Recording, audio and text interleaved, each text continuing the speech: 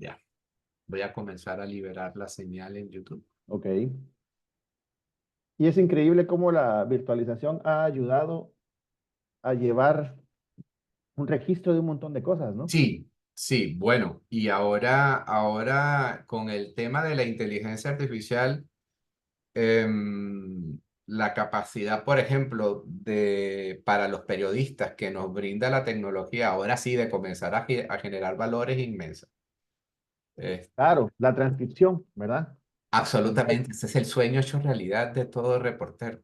O sea, yo Esto lo decía, ya. es tener un asistente 24/7, Sí, efectivamente. Entonces, políglota y todo, ¿eh? sí, sí, sí. Sí, inclusive creo que ahora lo interesante es cómo mantienes la generación de valor con todas estas herramientas que te obligan a generar valor sobre el contenido, justamente. Sí, Entonces, ahí es donde están los mayores desafíos en este momento desde mi punto de vista. Pero no solamente eso, sino la posibilidad de tú poder levantar opinión, generar data y analizarla rápido, eso me imagino que le está elevando el listón a todo el mundo, ¿no? También. Sí. Bueno, ya. totalmente. Eso te permite quizás descolgarte un poco de esa tarea mecánica y darle un Efectivamente. poco más de valor de lo que puede ser tu experiencia, ¿verdad? El tener ese tino en elegir las preguntas, los temas, porque la información ahí está. Ahora Sí, es increíble, ¿verdad? sí, Darle ese sí. No, criterio. yo creo que tú sabes que cuando el periodismo inició, fue determinado por la escasez de espacio para comunicar. Entonces Ujú. había que elegir qué poner y qué no. Ahora que hay un mar nuevamente ante la saturación hay que escoger. Solo que ahora contamos con mayores recursos, ¿no? Yo creo que Así es.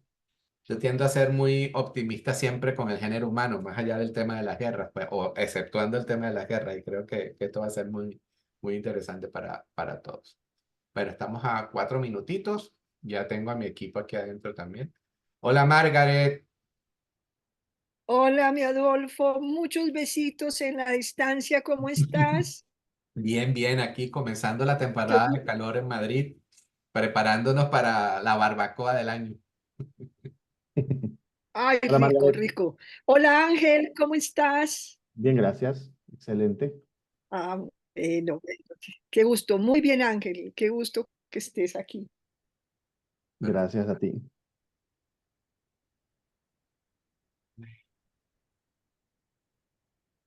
Vale, estamos en el proceso de grabación, ya estamos arriba. Bueno, creo que he hecho todo lo que tengo que hacer para que el registro de la sesión sea correcto.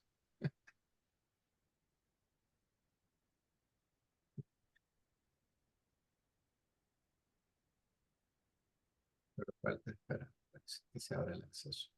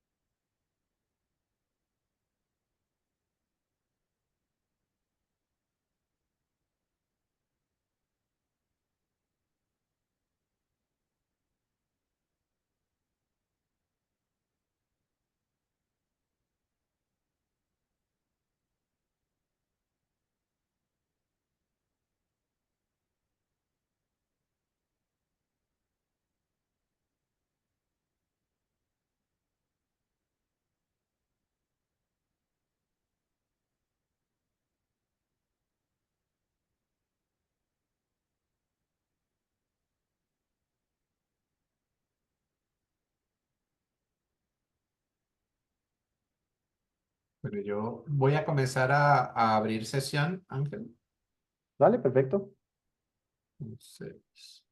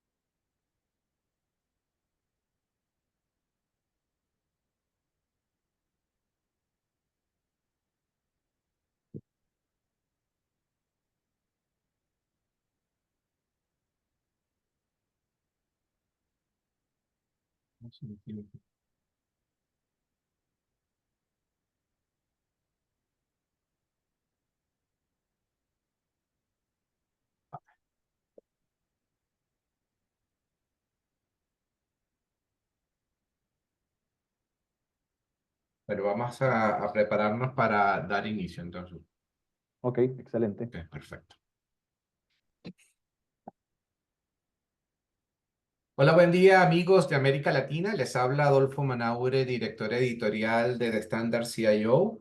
Y bueno, hoy estamos ya entrando en la segunda sesión de nuestras jornadas digitales sobre Cloud Computing 2024. Hoy nos vamos a dedicar a un tema siempre crítico en torno a la innovación tecnológica, que es el tema de la seguridad. Y para ello nos acompaña hoy Ángel Salazar, quien es Security Engineering Manager de Checkpoint. Ángel, bienvenido. Adolfo, ¿qué tal? ¿Cómo estás? Muy buenos días por acá, buenas tardes por allá. Efectivamente, Em, buenas tardes de este lado del Atlántico. Así Bueno, es. veníamos, ayer comenzamos estas jornadas, Ángel, hablando un poco sobre los escenarios de complejidad que se imponen a todo el entorno de la nube a partir de innovaciones como el Edge Computing, pero mucho más acelerado y complicado por la implementación de la inteligencia artificial. Creo que el signo de la nube es la demanda, la escalabilidad, la ampliación del perímetro y las vulnerabilidades, ¿no? En este sentido, ¿cómo visualizas el entorno cloud de cara a los desafíos que supone proteger la información, proteger el acceso, la calidad de los datos ante los ciberataques? Creo que parte de lo más retador que existe en este momento es, primero, la cantidad de opciones que existen de nube, ¿verdad? O sea, hay Ok. nube para todo. Entonces, cómo las empresas o las personas eligen con qué nube trabajar, es estos factores de decisión muchas veces pasan por los costos, pero los costos muchas veces implican la carencia de ciertas características que pueden ser importantes.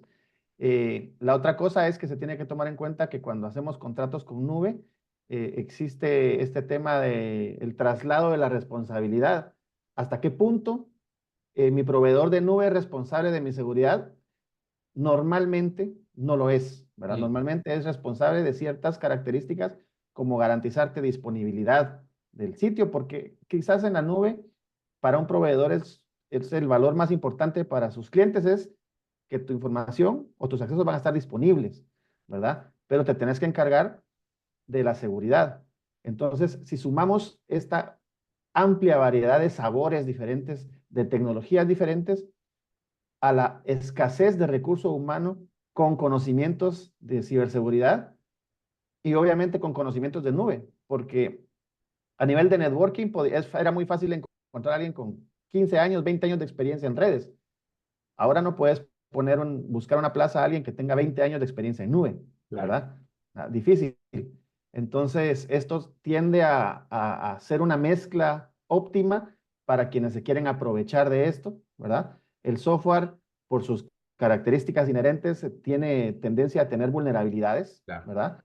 Entonces, gestionar tanto software, tantas vulnerabilidades, con tan poco recurso y tan poco entrenado o con poca experiencia, mezcla todo esto perfectamente para quien quiera hacer daño, ¿sí? Efectivamente. Entonces, hay diferentes tipos de amenazas, pero quizás la cantidad apabullante de tecnología es quizás el riesgo más alto que estamos enfrentando.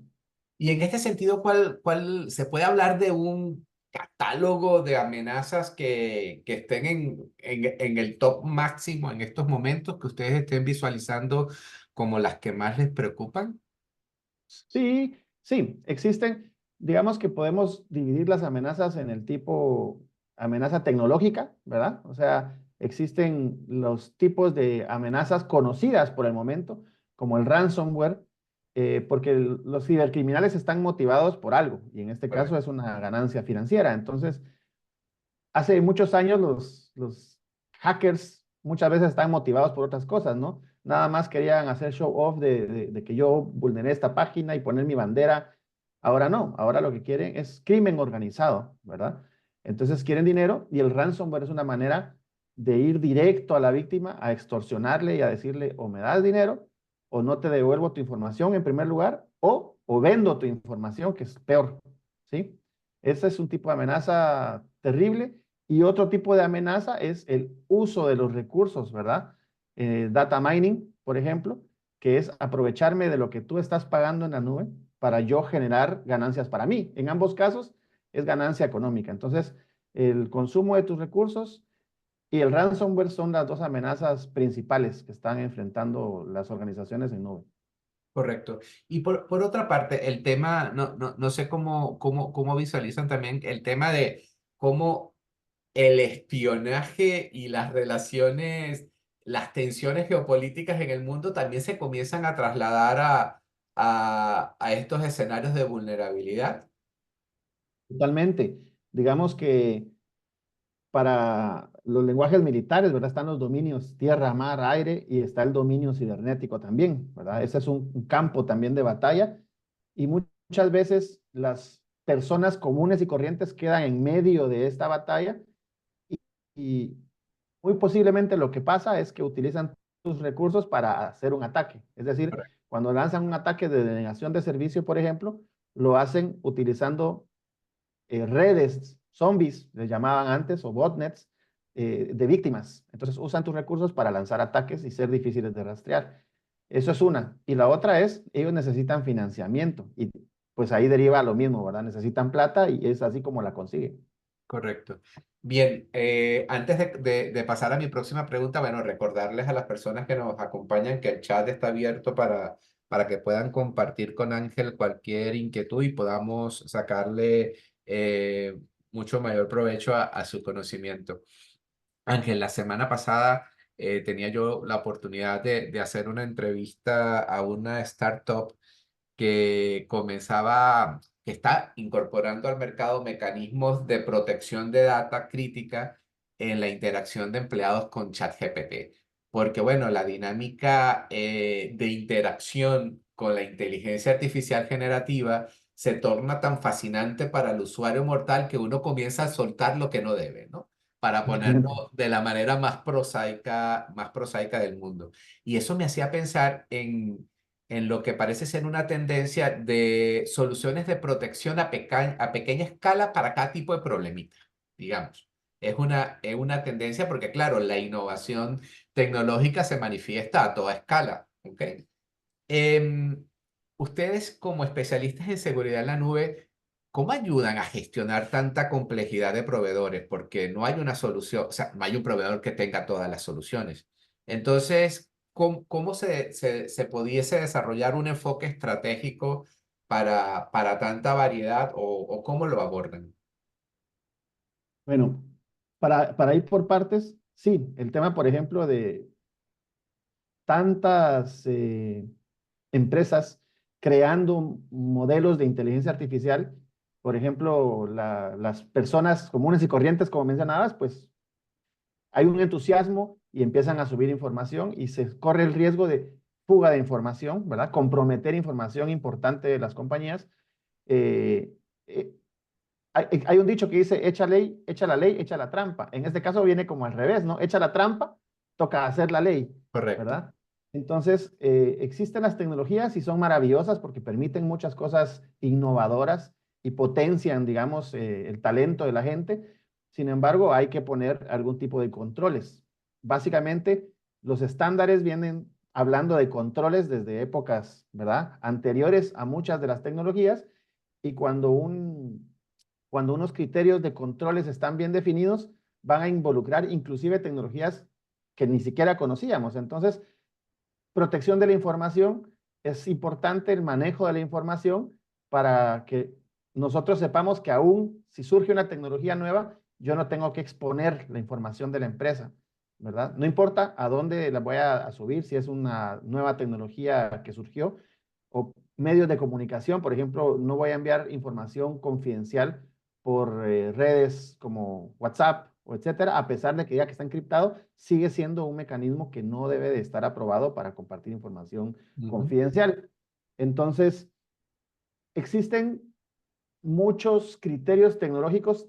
Uno son estas medidas eh, todas las medidas de protección de la información, que están los estándares que se van a cumplir dependiendo de la industria. Está HIPAA cuando estamos hablando de criterios médicos, GDPR para los temas de manejo de la identidad en Europa, ¿verdad? Y la data, protección de la data.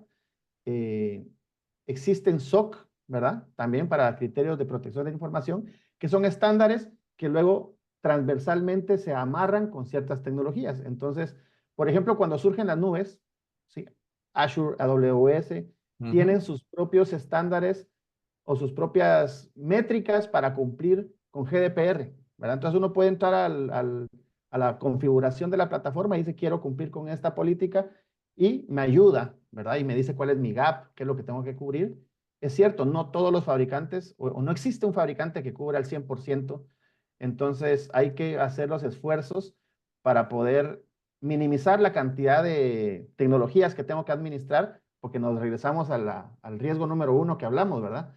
Mientras más plataformas tengo que gestionar, más riesgos corro de hacer alguna configuración mala. Entonces, tratar de consolidar, ¿sí? Existe ahora que se llama algo que se llama Cyber Security Mesh Architecture, y esta arquitectura lo que busca es que las mismas plataformas o las mismas tecnologías conversen entre ellas, compartan indicadores de compromiso y me ayuden a mí como administrador para poder reducir, digamos, ese estrés o esa fatiga por alertas, Ok. ¿no? Yo pueda gestionar y que las tecnologías trabajen de verdad para mí y no que yo sea el que trabaje todo el tiempo tratando de identificar algo, sino que las tecnologías me resuman y me digan dónde es que yo tengo que enfocar mis esfuerzos. Oye, Ángel, eso que me señalas me hace mucho sentido, pero esto sería como un estándar, un consorcio, o en todo caso es un atributo de los proveedores el que puedan generar este diálogo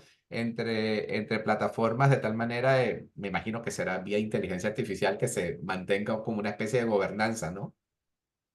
Sí, el Cyber Security Mesh Architecture es un término acuñado por Gartner, en donde Ok. ellos dan ciertos criterios y explican cómo debería de funcionar una arquitectura, ¿verdad? De este tipo. Obviamente se llegan a acuerdos y estándares en donde, por ejemplo, cuando se envían los logs hacia un SIEM, ¿verdad?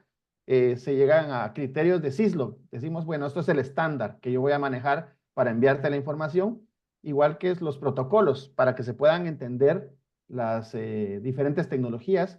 No podemos ser cerrados, digamos, y decir, yo no trabajo con esta otra tecnología. De hecho, cada vez más las empresas, fabricantes de software, lo que hacen es ofrecer integraciones con terceros. Y Ya. estas integraciones con terceros generan valor para los usuarios, porque, como dijimos, no todos hacen de todo, no, es imposible que alguien diga, yo hago el 100%. Entonces, es importante poder hacer mucho con la tecnología que tengo y cuando necesito algo más en el ecosistema de seguridad, poder integrarlo. Eso es valor. Correcto. Oye, una pregunta. En este momento, la implementación de la inteligencia artificial a nivel de los proveedores de soluciones en ciberseguridad no están abonando o de alguna manera acelerando este tipo digamos, de conjunción de controles o no sé. Digamos que el uso de la inteligencia artificial no es nuevo, ¿verdad? Pero más que inteligencia artificial existe el machine learning, ¿verdad? Correcto. Ok. Que viene siendo, digamos, en donde la industria se pudo hacer fuerte ya desde hace unos años, ¿verdad? Y el machine learning ayuda, por ejemplo, a la toma de decisiones más rápido para detectar si un indicador es de compromiso o no, ¿verdad? Si esto es Ok. malicioso o no es malicioso.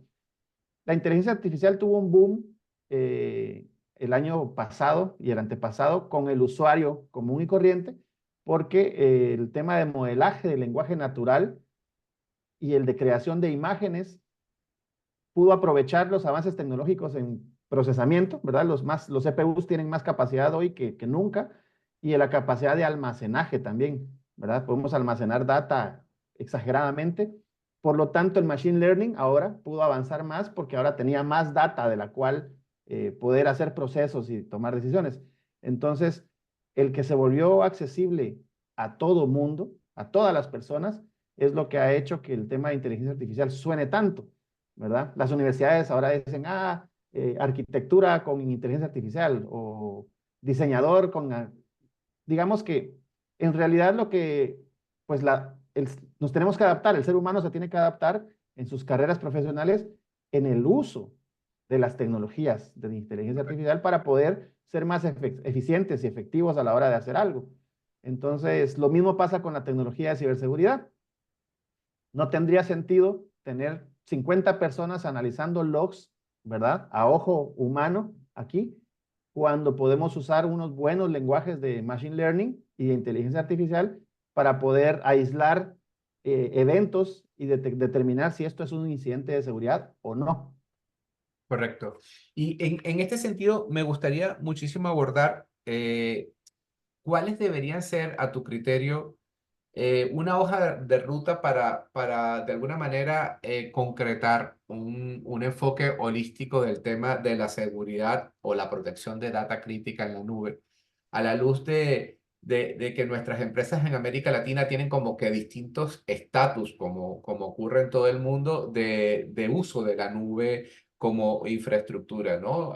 Justo ayer que hablábamos de tema de gestión operativa, el experto que nos acompañaba nos hablaba de que había un gran contingente de empresas que efectivamente ya había hecho la migración, casi que a réplica de su infraestructura a la nube, y en estos momentos comenzaba como un proceso de gestionar la eficiencia, y eso también ponía en evidencia los niveles de dificultad de la data existente o de los sistemas legados a la hora de comenzar a modernizar infraestructura.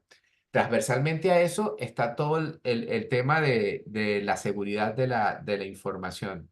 Si nos pusiéramos en los zapatos de alguien que arranca el proceso de modernizar infraestructura, digamos que ya está en la nube y que comienza a ver en el panorama modernizar la calidad de su data para comenzar a ver aplicaciones de inteligencia artificial, para comenzar a extender el cómputo al edge, por ejemplo, em, qué tuercas hay que afinar o qué clavijas hay que afinar para entonar mejor una estrategia de ciberseguridad en estos momentos.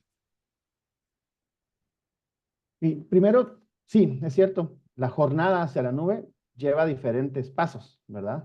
De alguien que tiene todo en premisas a comenzar a llevar su información hacia la nube, que es el primer paso. Normalmente le dicen lift and shift, que es agarremos todo y virtualicemos, Sí, ¿verdad? Y es agarrar las máquinas virtuales y ponerlas, en vez de tenerlas en un data center, tenerlas en la nube. Los beneficios son que yo ya no le tengo que dar mantenimiento a todo el core que mantiene estos sistemas, pero no estoy aprovechando la nube al 100%, porque por ejemplo tengo un servidor encendido 24/7 y cuando me llegue la factura, yo voy a decir, ¿por qué me vine a la nube? claro. ¿Verdad? Entonces tenemos que hacer toda esta parte de irme moviendo hacia la nube, ¿verdad? Cloud at scale, que le llaman, ir adaptándome, por ejemplo, a tener unos sistemas que ya funcionen a la velocidad que funciona la nube y que se adapten con el camino hacia Cloud Native, que es tener sistemas nativos de nube, es donde yo puedo aprovechar, digamos, tener funciones serverless que no usen servidor, sino que solo funcionen bajo un llamado, ¿verdad? Y contenedores, que son entidades más pequeñitas que de una máquina virtual, y solo pagar por lo que de verdad estoy usando. Entonces, en ese camino, ¿cómo protejo yo esto? ¿Cómo protejo las cargas de trabajo que están? Porque esto es algo más abstracto, ¿verdad? No es Correcto. lo mismo que si yo te decía, mira, no me responde el servidor, anda a ver si está encendido. Y alguien iba al data center y no, alguien pisó la regleta, ¿verdad? Y se apagó el servidor. Esto no lo podemos saber en la nube. Mm. Entonces, digamos que parte de la estrategia es tener visibilidad de lo que está pasando, ¿sí? ¿Qué assets son los que yo tengo? ¿Cómo se comunican entre sí?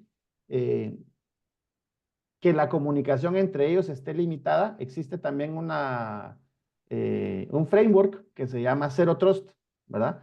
Y empezar a regir mis decisiones basado en este framework es importante. Ok, A veces nos topamos con alguien que nos dice, es que quiero comprar Zero Trust, ¿ustedes venden Zero Trust? Y la respuesta es, tenemos tecnologías que te pueden ayudar a que tu arquitectura sea de Zero Trust, ¿verdad? El framework, básicamente, no es la tecnología. El framework son las políticas sobre las cuales puedes ir construyendo tu camino hacia la nube. Entonces, allí es donde creo que lo principal es eso, es definir una cierta arquitectura hacia la cual quiero llegar y paso a paso. No, es imposible llegar del día a la noche a la mañana. Entonces, tenemos que ir paso a paso y cada decisión que tomo que me acerque más a este modelo ideal al que yo quiero llegar. Esto creo que es el camino. correcto. Y en ese sentido, porque una de las preguntas que tenemos es, bajo el criterio de lo que estamos manejando, hay cosas que se tienen que mantener fuera de la nube. Yo creo que esencialmente si se quiere tener escalabilidad y capacidad de adaptación, la ruta indica en que no, o sea, que no, que deberíamos ir todo escalándolo hacia esos entornos, ¿verdad? Más o menos, existe ahora, sobre todo este año, empieza a sonar mucho la red híbrida, ¿sí? Hay Ok, cosas que se van a permanecer en premisas y hay cosas que hace sentido mover a la nube. Entonces, eh, yo creo que estoy viendo y no sé si me adelanto, pero preguntan, ¿verdad? Los criterios clave para jerarquizar cómo estar en la nube o no pasa por lo mismo. Tiene que analizar sus casos de uso de negocio y nosotros podemos decidir en base, primero, las personas. ¿Qué personas tienen acceso a la información? Y por ya, ahí se va mantando el tema ya, de Zero Trust. ¿Quiénes tienen acceso? ¿Desde dónde van a tener acceso? ¿Voy a permitir que accesen solo cuando están adentro de la empresa o voy a permitir acceso cuando estén fuera? Les voy a permitir y ahora desde qué dispositivo. Les voy a permitir que accesen desde la computadora de la empresa o también desde su teléfono. Entonces, basándonos en esos criterios, yo tengo que ver primero dónde voy a almacenar la data, si la voy a encriptar o no. Si es pública, pues ¿para qué la voy a encriptar? Si no, pues necesito encriptarla y después voy determinando estos escalones que el usuario tendría que pasar para poder tener acceso a la información. correcto. Tú, entonces, partiendo un poco para hacer rapport del momento al que estamos, primero está tener una claridad del modelo de negocios para saber cuáles son las demandas de infraestructura y hacer un cambio de paradigma en torno a Zero Trust, que no es un software, sino es un Correcto. criterio de implementación que parte del principio que cualquier escala de uso de la data tiene que ser verificado. O sea, damos por concepto, a ver si yo no estoy equivocado, Ángel, de que Zero Trust se basa en el principio de desconfiar o no confiar en la posibilidad de que no seas vulnerado de alguna manera, ¿no? Sí, por ejemplo, el menor privilegio, ¿verdad? Eso es lo que se Exactamente. hablaba, o sea, Sí, es otra forma de decirlo, es el menor privilegio posible para cada usuario y, por ejemplo, que sea explícito el acceso. Eso es, el permiso correcto, para ese acceso es explícito. Es decir, yo no sé, yo tengo mi gafete y dice Ángel Salazar y va a decir a qué tengo acceso. Entonces, correcto, llego a un edificio de Checkpoint y mi gafete me debería dar acceso estrictamente a donde yo tengo que entrar, no usar mi gafete para entrar a todas las oficinas, al claro. data center. Esa es más o menos una metáfora donde podríamos decir que a eso se adapta el tema de Zero Trust. Correcto. ¿Y cómo ven ustedes este tema ahora que has tocado la identificación y el acceso, los procesos de vulneración de este esquema que parece que no hay manera de que aún nos podamos librar de él, de las contraseñas, ¿no? Porque efectivamente, de cara al usuario, y no hablo del usuario del entorno corporativo, que si las normas sean más o menos cómodas, el personal la asume y punto, sino que cuando uno es usuario de servicios como los financieros o el mismísimo retail, el modelo de multifactor, uso de SMS para validar el usuario o cualquier cosa complicada, realmente genera fricción. Uno suele escuchar muchísimo que el nuevo perímetro es el usuario, la identificación, pero seguimos arrastrados con la contraseña, ¿no? O sea, es como un lastre que parece que no nos podemos quitar. ¿Cómo lo están viendo ustedes? Porque la nube va a hacer que la persona sea la clave. Básicamente, es justamente esto, ¿no? Tenemos que usar una combinación de las cosas que tenemos. Ok. Entonces, depende de la decisión o el criterio que usamos para dar un acceso. Nosotros vamos, por ejemplo, si vamos a darle acceso a un activo crítico, ¿sí? De uso confidencial, entonces tenemos que asegurarnos que esta persona es quien dice ser, que eso es lo básico, lo principal. Segundo, que trabaja para esta organización y que está en el grupo que tiene acceso a este tipo de información, porque esa es otra, ¿verdad? Ujú. Entonces, y tercero, que está en efecto en donde, físicamente ubicado en donde nosotros estamos dándole acceso. Yo qué sé, temas de recursos humanos, temas financieros, tienen diferentes tipos de accesos, ¿verdad? Desarrolladores, por ejemplo, nosotros tenemos equipos de gente que está desarrollando, dispersa en diferentes ubicaciones geográficas del mundo, y ellos van a tener acceso a su ambiente de trabajo siempre y cuando estén en el lugar que se definió para esto. No es que estén trabajando de nómadas digitales y están en una playa del Caribe y les roban la laptop y ya tuvieron acceso a toda la información de nosotros. Entonces, hay diferentes escalones de nuevo, ¿verdad? Para nosotros definir a quién tenemos que restringirle más, ¿verdad? Y cuántos criterios hay que corroborar, porque me piden mi contraseña, multifactor de autenticación. Después, para darme acceso, por ejemplo, a mi tablet, no solo es eso, sino que tengo que usar el browser que me pide la compañía, porque es un browser que ellos pueden mantener actualizado y bajo control, digamos, que no me vayan a hacer un exploit.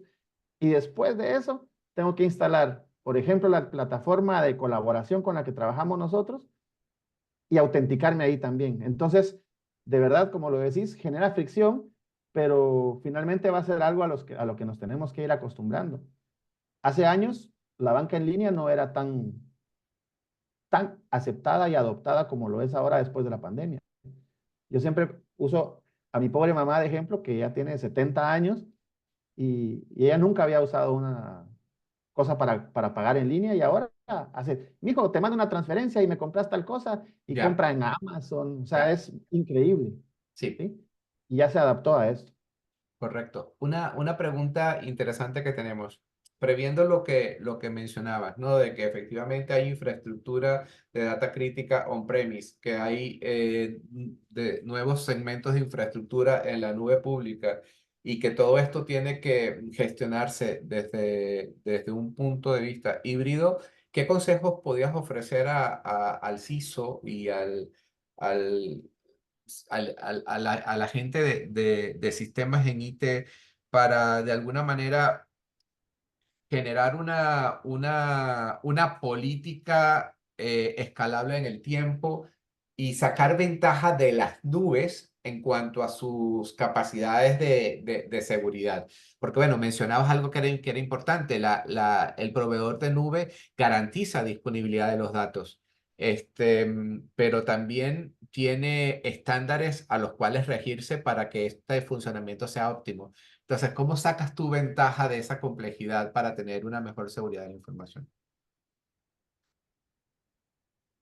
Bueno, primero, sí hay que involucrar a todas las instancias dentro de la corporación en la toma de esta decisión, ¿verdad? Pues estarán los expertos en nube o los expertos en el área de tecnología, pero están otras áreas que son de más de negocio, ¿verdad? Ellos tienen que estar conscientes de los niveles de exposición que vamos a tener, digamos, como empresa a la hora de llevar nuestra estrategia hacia la nube. Porque normalmente las otras áreas ven nube como sinónimo de agilidad. Entonces, tienen que estar claros en que sí, podemos ser ágiles, pero hay que invertir en que esta agilidad no se convierta en un riesgo, Correcto. ¿verdad?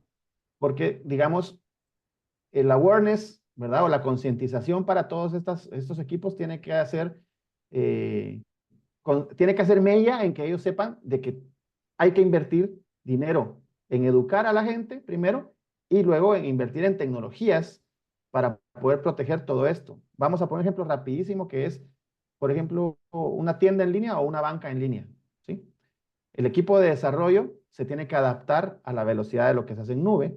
A esto le llaman ahora metodología ágil o existe el DevOps, que es desarrollo y operaciones, que están entrelazados y el símbolo es que es un El infinito. infinitum, sí. ¿Sí? Porque mientras está funcionando la app, a nosotros nunca nos pregunta el banco si queremos actualizar la aplicación. La actualizan y ya. Y Correcto. le agregaron al día siguiente, vimos que le agregaron reconocimiento facial, ¿verdad? Esto que pasó para nosotros en la madrugada, en realidad fue una decisión que tomaron muy rápida para darle más seguridad a la aplicación, ¿verdad? Y el equipo de desarrollo trabajó aún cuando la aplicación estaba funcionando. Entonces existe el DevSecOps, que es seguridad ahí adentro, pero esto es algo que muchas empresas no lo han adoptado a pesar de que ya están produciendo y no tienen o sea, para tomar una decisión, esto puede tomar meses, ¿verdad? Semanas, y en realidad tiene que ser una cuestión inmediata, ¿verdad? Adaptar, ¿sí? La tecnología tiene que adaptarse tan rápido como la adaptamos para el negocio. Claro que Entonces, debería incluirse el ámbito de la ciberseguridad como una etapa misma del proceso de desarrollo de la aplicación. exacto, desde el diseño, ¿sí? Ya, Cuando estamos diseñando algo en el negocio, tenemos que incluir la ciberseguridad de una vez y no esperar como cuando construye un edificio, ¿verdad? Ya que está construido el edificio, bueno, y ahora, ¿cómo lo aseguramos? No, eso tiene que estar desde antes. correcto. Oye, tú mencionabas hace un ratito que en el contexto actual del cloud computing y a la agilidad en que se va desarrollando la innovación y la implementación, la actualización del talento es un desafío. En el área de ciberseguridad siempre ha habido un déficit de capacidad profesional para atender el tema de la protección de datos. ¿Cómo se puede abordar esto a la luz, por ejemplo, pienso yo, de implementaciones de mayor optimización vía Machine Learning o cómo se afronta en un contexto tan cambiante como el de ahora el tema de la cultura de la ciberseguridad? Porque es como un lugar común recurrir a esto de la importancia que la organización se comprometa con las prácticas de ciberseguridad. Pero cada día se hace todo más complejo. El cibercrimen, como tú bien lo has mencionado, es una industria potente, que destina recursos y que tiene un capital intelectual. O sea, lo vemos Bárbaro. todos día a día de lo ingeniosos que son. ¿Cómo recomiendan ustedes, digamos, no quedarse de manos atadas desde ese punto de vista, del talento profesional y la cultura de la seguridad? Esto es una mezcla entre la educación tiene que ser permanente, ¿verdad? Eso no se puede dejar atrás. Es, es relevante para todos, ¿verdad? Todos los empleados de una organización son responsables de mantener segura la información que está adentro, ¿verdad? O que nosotros guardamos de nuestros clientes, de nuestros empleados, etcétera. Entonces, así como cuando allá en Europa hacen que los empleados firmen y reciban la capacitación de la política de manejo de datos, ¿verdad? Lo mismo hay que hacer para mejores prácticas de uso de la laptop, ¿verdad? Bien. Señores, por favor, si llevan la laptop, no la dejen en el vehículo, ¿verdad? Bájenla siempre con ustedes, no sé, hay criterios para esto. Y una es que la política, o sea, recursos humanos, por ejemplo, tiene que acompañar todo esto con unas campañas de concientización y de educación a los empleados, en primer lugar. Y en segundo, a los empleados que están en el área de tecnología, es indispensable darles permanentemente educación. Muchas veces, por eso es que hay que involucrar a los organismos de negocio para que sepan que tenemos que tener capacitado a nuestro equipo, porque Correcto. muchos ingenieros se quejan que tienen 10 tecnologías que administrar, pero no les quieren autorizar los entrenamientos, ¿verdad? Entonces, es difícil, ¿verdad? Y si ellos se llegan a equivocar, pues no es que sea su responsabilidad. Ellos tenían una necesidad que no se satisfizo. Entonces, esas son las dos cosas importantes. Y luego existen eh, servicios gestionados. Mientras la persona adquiere los conocimientos, se puede tener esta capa adicional Correcto. de servicio en donde me ayuden a gestionar, a tomar decisiones, porque normalmente, como te mencionaba, falta mucha gente con la capacitación, ¿verdad? O experta en ciberseguridad. Entonces podemos subcontratar a quien haga la gestión mientras me están dando la educación. Y entonces vamos cerrando ese gap. Y la inteligencia artificial, estuvo una convención de Gartner hace unas semanas y decían que para el 2050 la IA iba a cerrar la brecha de falta de De educación en profesionales. ciberseguridad, pero falta mucho para eso. O sea, mientras eso pasa, ¿verdad? Tenemos que mitigar un poquito a pie y un poquito andando, dice el dicho, Exacto. ¿no? Correcto. Entonces, permitir que los expertos me ayuden gestionando, entrenándome, mientras nosotros damos nuestras capacidades, ¿sí? Correcto. Tú que estás en el área de evangelización desde CTO de Checkpoint, cuéntanos un poco cuál es la propuesta de valor de Checkpoint en este momento ante este escenario de complejidad. ¿Dónde está poniendo el foco? Digamos que el foco nuestro está puesto de diferentes maneras, principalmente la parte tecnológica, que es una arquitectura consolidada.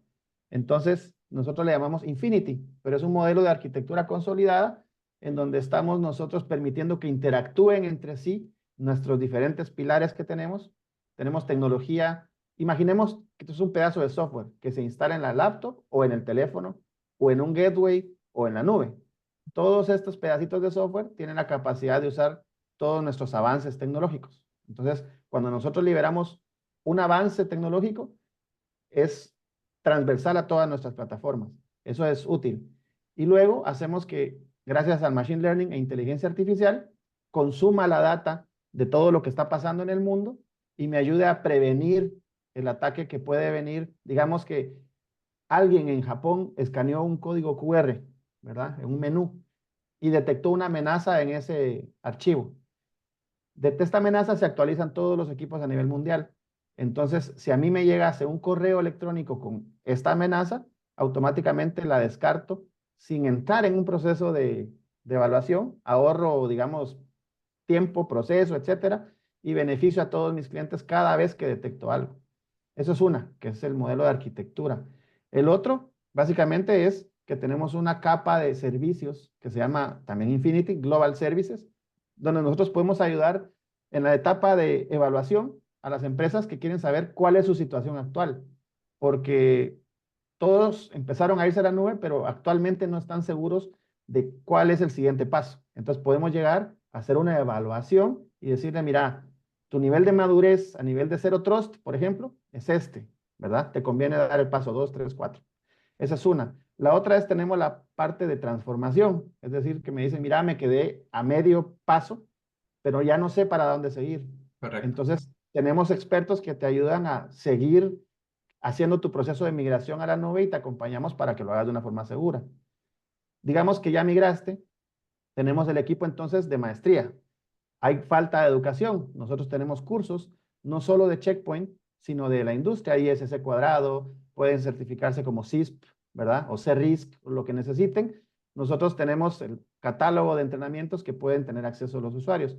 Y finalmente, respuesta a incidentes, ¿verdad? Ya que estamos ahí, puede tener como un seguro médico, ¿no? Tenemos un colchoncito destinado a cuando tengamos un incidente, tenemos de inmediato gente que nos ayuda a resolverlo, ¿verdad? Expertos que van a analizar, y no solo las tecnologías de Checkpoint, sino las que tengan en ese momento, ¿verdad?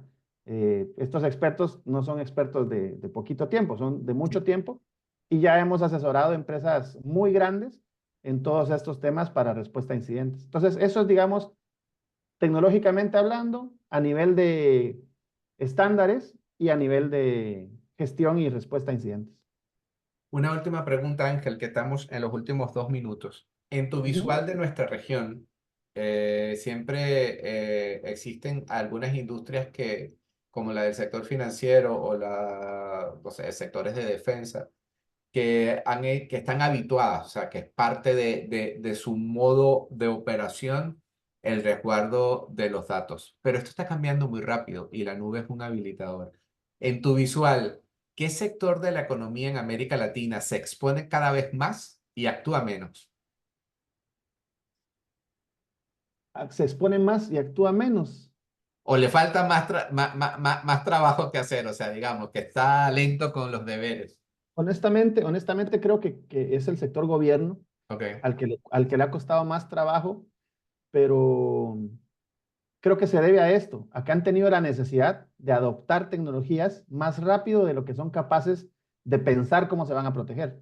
Esa es correcto. una, ¿verdad? La segunda es, a nivel gobierno, existe la burocracia no solo a nivel político, sino también a nivel de la toma de decisiones en términos de compras, ¿verdad? Y Ujú. los equipos de compras no necesariamente son expertos en tecnología y les cuesta mucho a veces eh, definir los criterios de evaluación. Muchas veces lo que hacen es decir, no, no, a mí que me den 3 marcas, los criterios, yo los revuelvo y eso es lo que publico y publican una salsa, ¿verdad? Y después dicen, no, el mejor precio gana. Ya, Y eso es difícil, ¿verdad? Porque esto no puede jamás acompañar a una estrategia de lo que estamos hablando, ¿verdad? Durante media hora, eso no puede acompañar una estrategia.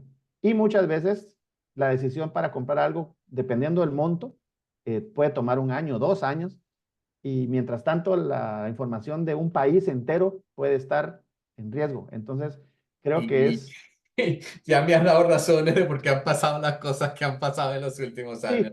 sí, sí, no, no vamos a mencionar, pero no hace Sí, falta. sí, Hemos sí, visto sí, sí. brechas de Ya, seguridad. ya me lo has dejado claro, efectivamente. Bueno, Ángel Salazar, Security Engineering Manager de Checkpoint. Oye, te agradezco muchísimo estos minutos, Ángel. No, Muy a ti, muchas valiosa la gracias. información que has compartido con nosotros. A las personas que han estado en la sesión, muchísimas gracias. Mañana estaremos hablando nuevamente, esta vez sobre inteligencia artificial y sus capacidades de innovación desde la nube con la gente de Red Hat. Nos vemos mañana y a ti, muchas gracias. Te estaremos compartiendo este contenido apenas lo tengamos disponible y bueno, mucho éxito. Claro, a la orden. Gracias a todos. Excelente día para ti. Hasta luego.